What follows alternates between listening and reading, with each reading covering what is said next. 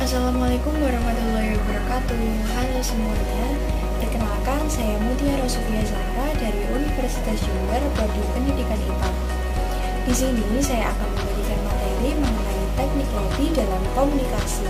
Berikut materinya. Teknik lobby. Pengertian lobby. Secara umum, lobby merupakan aktivitas komunikasi yang dilakukan oleh individu maupun kelompok dengan tujuan mempengaruhi pimpinan organisasi lain maupun orang berkedudukan penting dalam organisasi dan pemerintahan sehingga dapat memberikan keuntungan untuk diri sendiri ataupun organisasi dan perusahaan pelobi. Lobby dan komunikasi. Lobby lazimnya digunakan oleh praktisi public relation yang merupakan salah satu bidang dalam ilmu komunikasi. Oleh karena itu, diperlukan teknik-teknik komunikasi untuk melakukan lobby.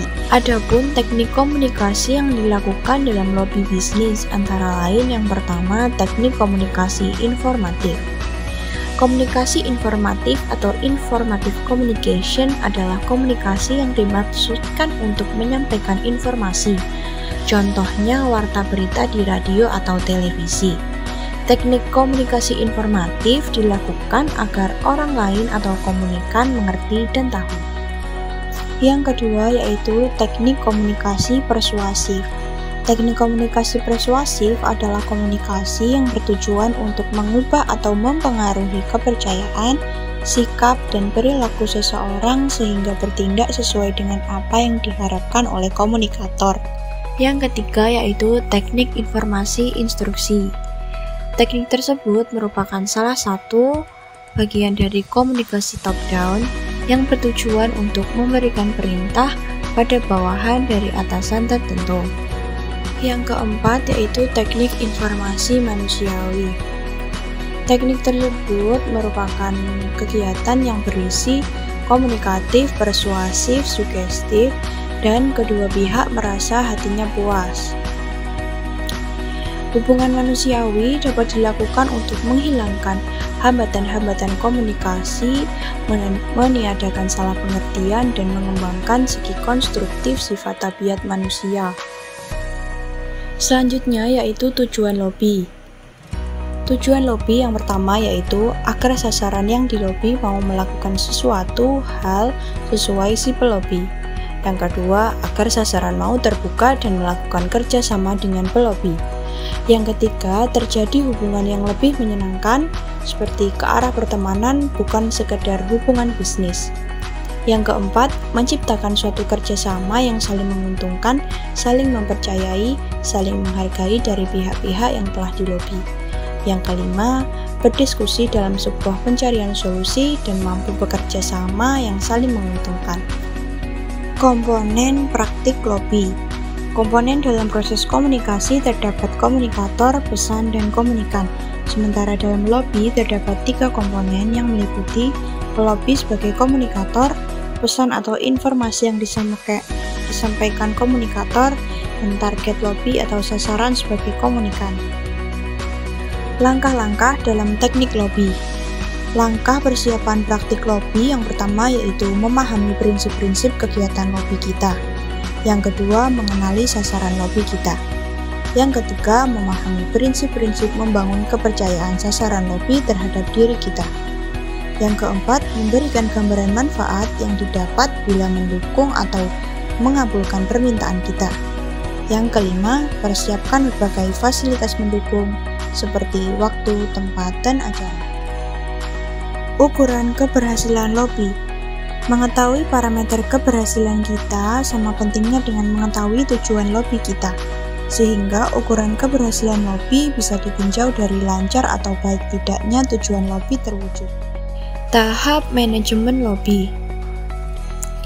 Menetapkan bentuk kegiatan, misalnya seperti kunjungan, makan siang, seminar, dialog, ataupun olahraga.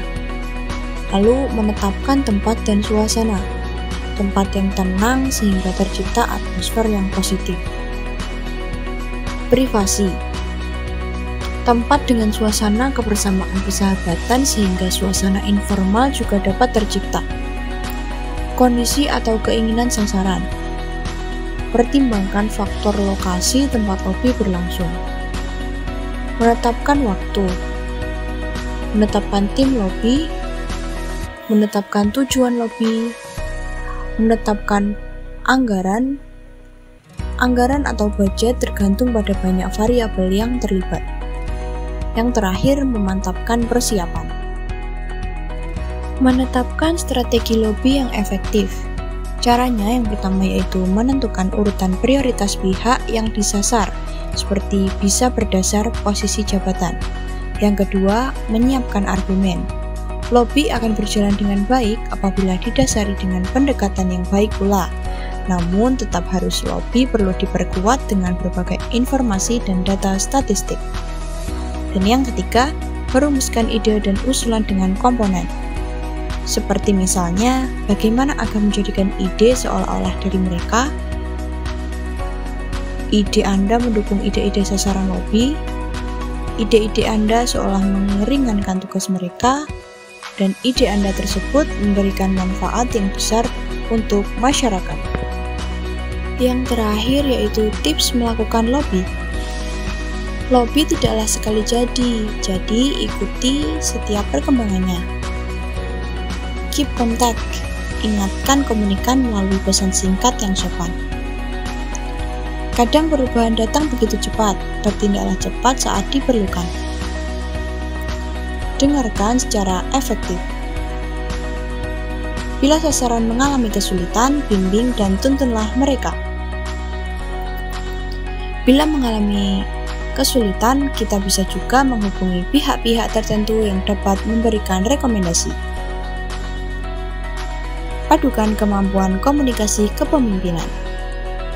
Terakhir, bangun citra diri yang positif dan dapat dipercaya, karena bukan hanya data yang dibutuhkan, melainkan citra diri kita. Baik, sekian pemaparan materi yang dapat saya sampaikan. Kurang lebihnya saya mohon maaf. Wassalamualaikum warahmatullahi wabarakatuh.